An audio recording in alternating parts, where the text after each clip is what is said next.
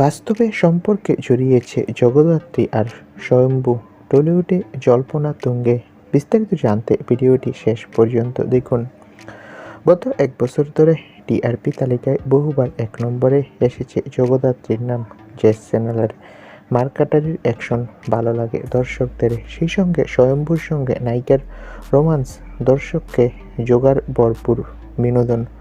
পর্দার হিট জুটিরা বাস্তবেও একসঙ্গে হলে মন্দ না। দর্শকও চান তারা সারাক্ষণ একসঙ্গে দেখতে।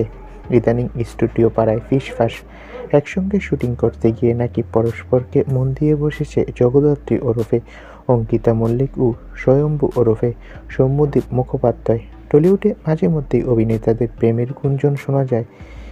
কিছু সময়ে তা সত্যি হয়, আবার কখনো সবটা রটনা হয়ে থাকে। যদিও নায়ক নায়িকারা কখনো নিজেদের ব্যক্তিগত সম্পর্কগুলোকে খোলাসা করতে চান না।